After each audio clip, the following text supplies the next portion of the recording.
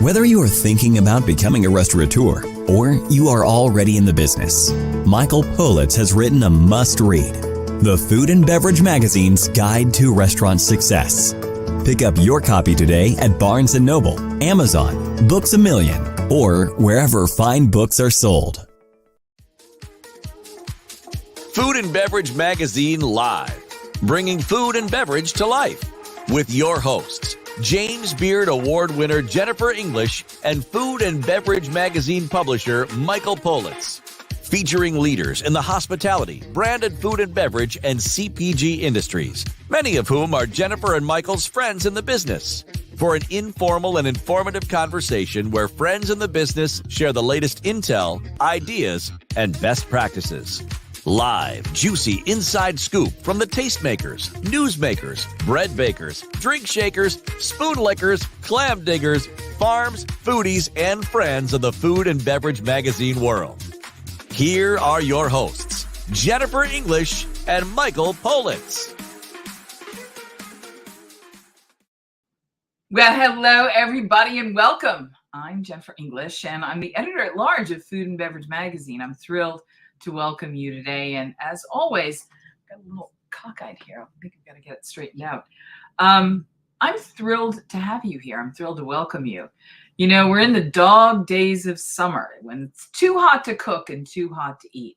And when that's the case, we oftentimes like to go out to our favorite restaurants. Maybe you're traveling for the first time in a couple of years. Maybe you got to go someplace amazing. Maybe you've missed going to Europe and traveling around and eating. Well, traveling to eat has always been something we do with great passion, gusto, and zeal. We have books like the Michelin Guide to tell us where we should take our journeys and where they should lead us to. For a long time, there was a restaurant, an Italian restaurant called Prima Donna. And it was widely acclaimed as one of the best Italian restaurants in the United States, in North America, in an international guide about how to find the best Italian food there could be. It was a restaurant that was the kind of place you could imagine going and not having to cook and not having to worry, and that you'd be welcomed and that the food would be transportational, like it would take you, it would jet you off to somewhere in your favorite region of Italy. The proprietor, Joe Costanzo, was legendary. He was larger than life. And his story is larger than life too. And his daughter joins us today, Maria C. Palmer, who is an author of an upcoming book. She's a debut novelist who is using this story and her own storytelling and her experience in life. And we'll get into that a little bit. I don't want to do any spoilers. But it's really our pleasure to welcome her to Food and Beverage Magazine Live. Maria C. Palmer, buongiorno, welcome. Hi, buongiorno, Jennifer. Great to be here. Thank you so much for having me. You know, one of my close friends, Max Tucci, grew up in a family that had its roots in Italy, and that was also in the restaurant business. And there's something about Italian food that we Americans just love, no matter where our own ancestors come from. Let's start by talking about what it's like to grow up in an Italian restaurant. Oh, I would love to. So I grew up at a very young age at the restaurant. My father actually purchased the restaurant whenever I was 4 years old and my sister was 9 months old. So it's always our little family joke that the restaurant was our third sibling. And I really did have that kind of push and pull relationship with the restaurant, especially at the beginning, because as you know, Jennifer, when you're in the hospitality industry, you are in the hospitality industry. And they call it a service business for a reason, because you are service. You are married to it. You are there 24/7. And, you know, all of a sudden, my father went from being a postal worker to owning this restaurant, and we didn't see a whole lot of him. And it was really, really tough. So I always say the restaurant was at first my annoying little brother, but then I really grew up in it and I grew up loving it. And I remember, playing pretend with my dolls and my teddy bears and seating them at the bar or at one of our booths and pretending like I was waiting on them, or filling ketchups whenever I, wasn't even, big enough to see over the counter, and salt and pepper shakers. And that's really how I started with my journey in the industry. And then it grew from there. But growing up in a restaurant is certainly an incredibly unique experience for those of you who have not. And for those of you who have, like I know you had just mentioned Max Tucci, which I know his family is the Delmonico family. You get it. You're part of this really special, unique club that not many are privy to. But let's talk about Prima Donna Restaurant. For those of us that are not able to travel this summer to Italy or to one of our favorite destination restaurants, Prima Donna became the kind of place that people really did travel to go to. Not everyone was lucky enough to live nearby. People came to travel to it because it was a very special place. Paint a picture for us, because you're an author. Engage us. Take us with the theater of the mind to Prima Donna in her heyday. oh my goodness. All right. So Prima Donna in its heyday. Let's start by just talking about the little town that Prima Donna is located in and the time that we were doing this. So the time frame that the restaurant was in business was from the mid 80s to the very early 2000s. So we're talking pre-Food Network, pre-Celebrity Chef, pre-Foodie, pre-YouTube. It was really kind of well before the time of getting your word out on social media. So I want to preface it by that. And McKees Rocks, Pennsylvania, I'm sure that you probably haven't heard much about it because it's a very small suburb that is just located right outside of Pittsburgh, and it's a very rough steel town. So if you visit Pittsburgh, Pennsylvania, it is not going to be on your list of sites of places to go, especially now. It's one of those places that back in the heyday, right around the World War II time, whenever people were coming to work in the steel mill industry, it was essentially where the Southern Italian people lived, almost, I guess you would consider it an Italian ghetto. But as the years went on, the businesses in that area really died because there were chain restaurants that were certainly popping up. And so there was nothing whenever my father came into McKees Rocks, or as we call it as locals, the Rocks. And essentially what he built was a place that people would flock to for an experience of a lifetime. We had several celebrities that would come into the restaurant. Sometimes they would fly in even a day early. Tommy Lasorda, he came in whenever he was the So if the the Los Dodgers were Angeles Dodgers. playing He used to come in Pirates, a night early just to go to the restaurant. wow. Yeah, So if the Dodgers are playing the Pirates, yeah. Tommy Lasorda is coming in just to eat with your family. Yeah, absolutely. Absolutely. And, that happened because my dad was just a natural marketer and he knew how to get the word out for his business. So, starting in the very early years of the restaurant, and again, we're all pre-internet, right?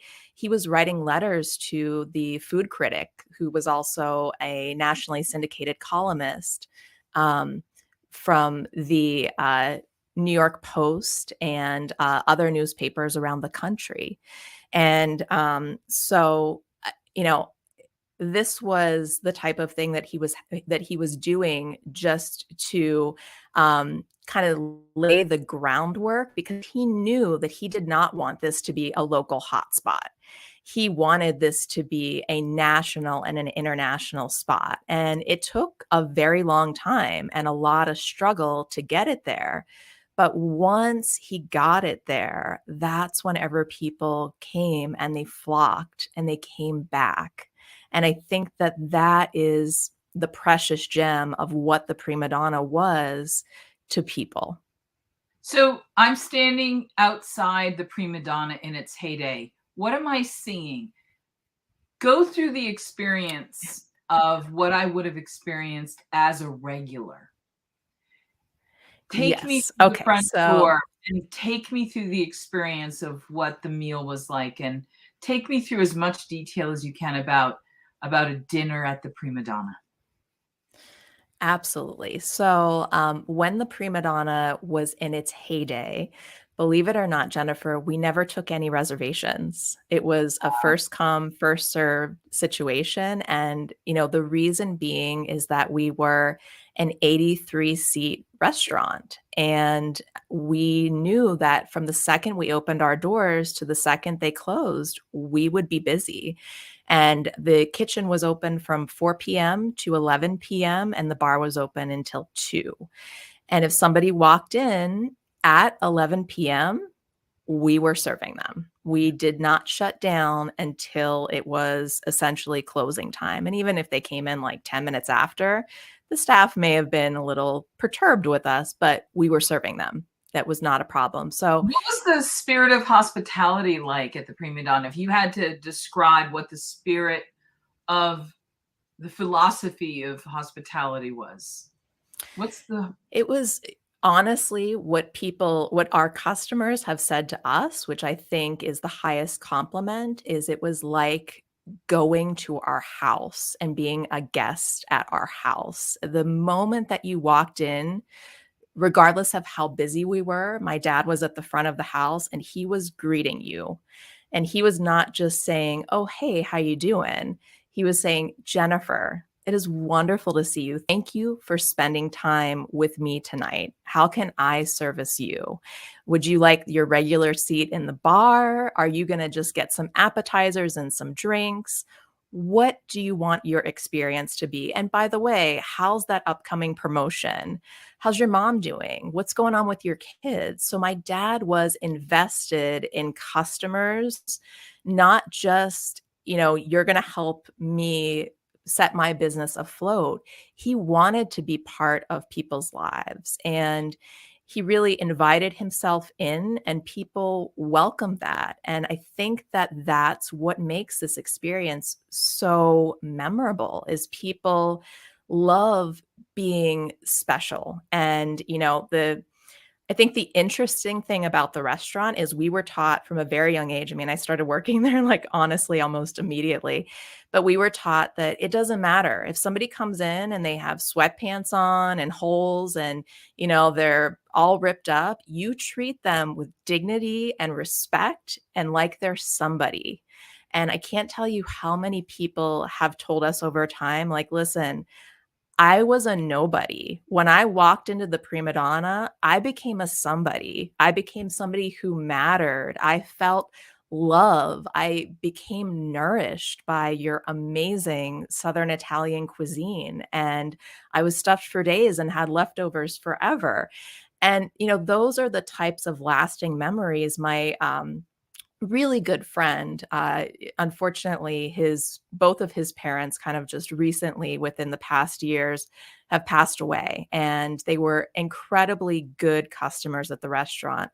And whenever I was speaking with my friend and kind of sharing my memories of his parents, he said, the thing that hurts me the most is that the Prima Donna still doesn't exist, because it would be a no-brainer where I would have my mom's repass. It would be there because that's where our spirit is. That's who we are. That's part of our identity.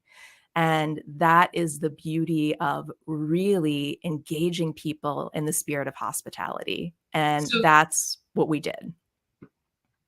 thank you.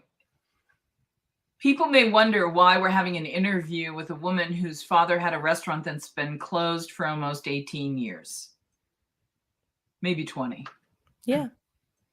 The reason is because one of the most important lessons that anybody can learn about this business is in this story. I want you to listen to what Maria has to say because there is something so essential. And I'm going to name it the endangered species list because with animals, if an endangered species is threatened, we do everything we can to protect it because to lose such a great creature would diminish our ecosystem and our planet. I want you to imagine that on the endangered species list right now, as we face up to 60% of the food we eat by the end of this decade being delivered to our homes, meaning we're not going to restaurants as much. And if we're not going to restaurants and we're only getting it to go, guess who isn't part of that future? Mm-hmm. The front of the house, the maitre d'hotel and the front of the house. Front of the house is on the endangered species list.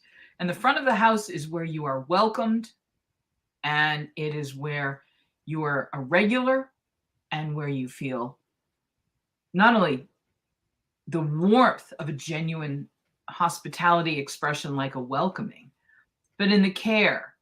I see you, I hear you, you matter. All the ways that a great restaurateur and maitre d'hotel and host welcomes you into a space and takes care of your needs. Where this is the most important consideration as we head into Food 3.0 is in the delivery side of things. If great restaurants are the only ones that can make food taste the way that it tastes, and somehow we're not going to be able to be there for whatever reason, or we choose not to, or they don't survive, more importantly, which is the second part of the story why we're talking to Maria today. But let's just talk about the first part. Mm-hmm. If we're losing the front of the house, if we're losing that point of connection, how do we, moving into the future of food, recreate that part of the nourishing experience of hospitality for our guests, even if they don't come into the house to be with us? How and where and why are we going to be able to recreate the table touch of Joe at the Prima Donna? How can we recreate the experience of somebody like a regular walking into the Prima Donna? You just explained to us how important that relationship was, and that's called bonding. And as we begin to go into Food 3.0 and look at how we're going to create communities, and people use that word all the time now. Let's create community. We have social audio. We have social media. Let's create community. You have nothing if you don't have authenticity and bonding. Mm-hmm. We unite and bond over food. And is it enough to have a disconnection with the food absent the front of the house? How can we create all of these things that you're talking about as we go forward? I know I'm preaching. I'm sorry. I do this once in a while, once in a blue moon, but it's so you're giving us such an important message and gift today that I wanted to start by saying thank you. But then to you, why do you think it was so important to people that your dad made them feel so welcome and so special? What was that thing? And how do you think we can recreate it today? Absolutely. I think, part of that is just my dad has a fascination with humans, and he has a fascination with people's stories, and he wants to be in the action and a part of everyone's stories. And whenever you walked into the Prima Donna, you became our family, no matter whether you were coming in because you wanted to sort of drink away what happened the night before, or whether you were coming in because you were celebrating your proposal or your daughter's graduation. We wanted to be part of that experience, and we wanted to help elevate you no matter where you met us. We were there at the door, and we were there to shepherd you through your experience and whatever you needed at that moment. So that's what I'm going to say about that. As far as how we can move this into Web 3.0 and what those touch points look like, I think we need to also not just get people's order. It's so much more than what would you like to eat today? We need to know how you are coming to us. We need to know some data about you so that we can help to really personalize that experience and get to know you. And, my dad had this like little black book. He's not tech savvy at all, but he to this day remembers everyone's birthday. Will call you. He will be the first call that you receive on your birthday. And that is something that is incredibly important to him. And same thing with his customers. He remembered those little nuggets about who they were and where they were in life and why they were coming to us at that point. And he capitalized it a lot. He capitalized on it, not in a pariah type of way, but in a partnership type of way. And he did it as such where he even created, and I think it was very interesting because again, think about where we were in the 80s and 90s, right? He created a whole apparel line of Prima Donna merchandise. And it's really dead right now. This is from like 1985 probably, but like this is a shirt that says, "I survived the wait at the Primadonna Restaurant." And he would give these things to customers, and people were walking billboards for him. They would go to Myrtle Beach on their vacation and take a picture in their Prima Donna shirt or Prima Donna hat, or he even had Prima Donna tennis shoes. What does And Prima Donna mean, just for everybody that... So absolutely. So Prima Donna in Italian means first lady. And Prima Donna is also, my mother's name is Donna, my mother's first name. So whenever he was choosing the name of the restaurant, there was already, my maiden last name is Costanzo, which is where the seat comes from. There was already a Costanzo's in downtown Pittsburgh. So he knew he really couldn't use that name. So the natural next name was Prima Donna. And I know that it does have a little, uppity connotation to it as well here in English, but in Italian, it means first lady. And it also was my mom's name. So that's why it was special. One of the things I want to, you're a very thoughtful person and you're a student of many things and you're an accomplished woman in so many dimensions. But the second part of why it's important to focus on the relationship and bonding that occurs is in the nutrition. There's something emotionally nutritional about the engagement of being a regular going to your favorite restaurant that is as important for the complete human being as the vegetables and the meat and the protein and all the physical nutrition you get from your food. Can you talk a little bit about the emotional nutrition and how you would identify that as being a really as important factor as the food at Prima Donna? Absolutely. So Prima Donna was in an area that a lot of people from Southern Italy, specifically from Calabria, immigrated to. And so whenever we were coming up with the menu, and, obviously my dad is first generation Italian. My grandparents came over from Italy. One is from Calabria, the other is from Abruzzi. And whenever we were developing the menu, as we kind of went through life, my grandparents really had it rough and, honestly started out with nothing. Even my grandmother, she was the oldest of 6 and 3 were born in Italy. And then there was a 7-year gap between when her father was able to bring her mother and the 3 that were born in Italy to America. And then 3 more children were born in America. So we didn't really live off of the silver spoon. We came from a very immigrant heavy area.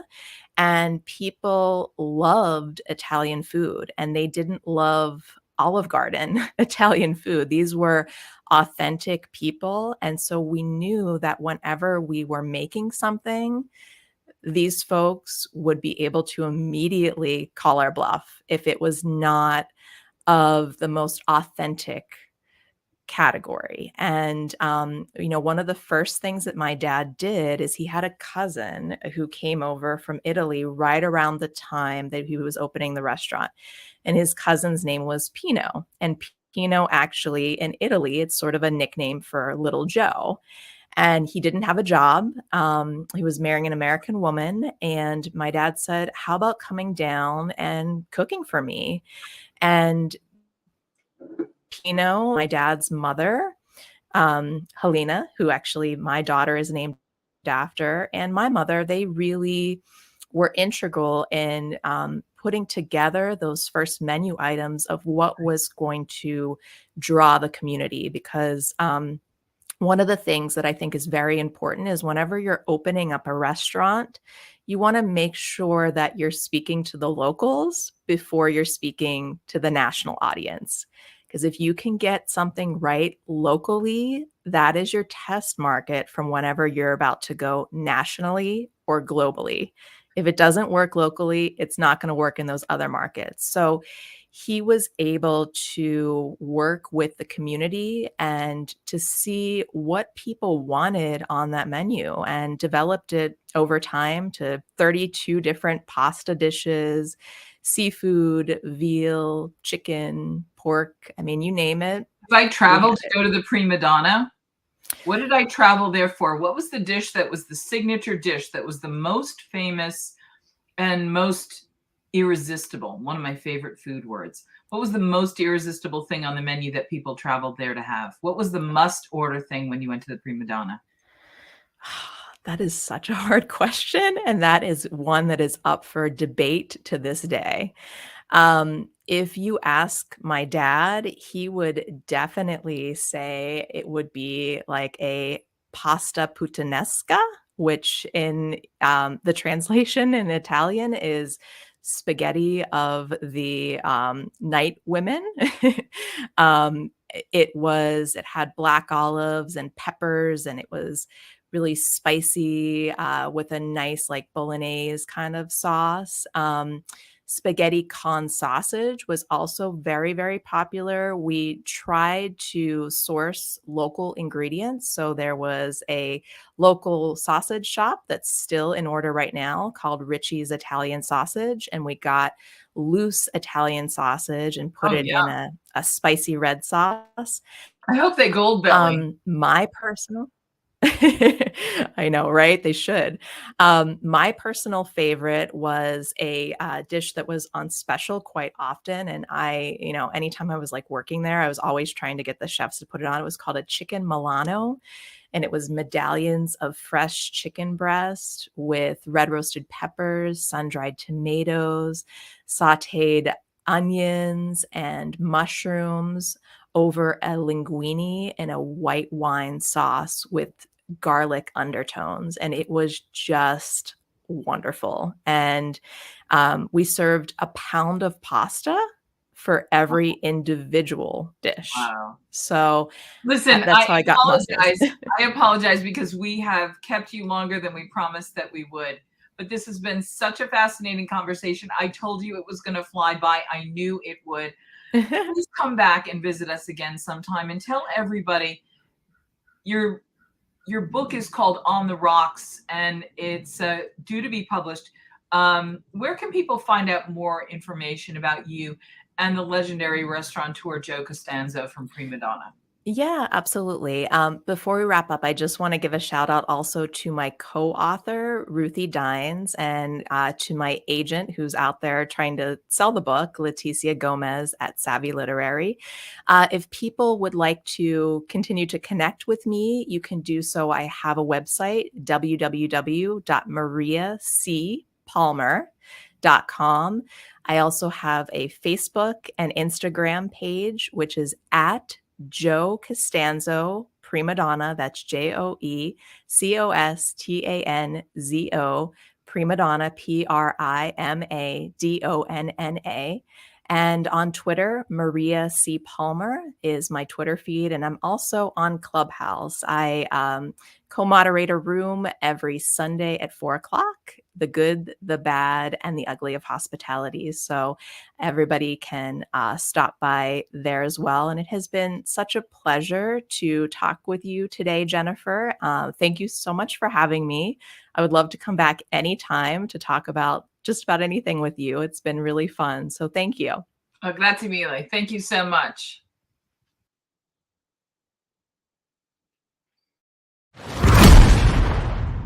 you meet these fantastic men? Ian, Paul, it's so lovely to have you here with us. Welcome. And I raise my glass to welcome you. Welcome. The incredible Vanessa Hudgens and Oliver Trevina. Hello and welcome. Hi. Cheers. Thank you. How you doing?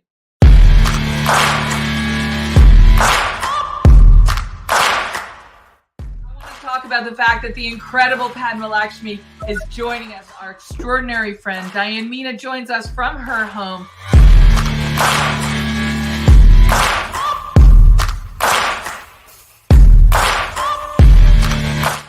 Jeremiah Tower, who joins us today from his home in the beautiful Merida, Mexico.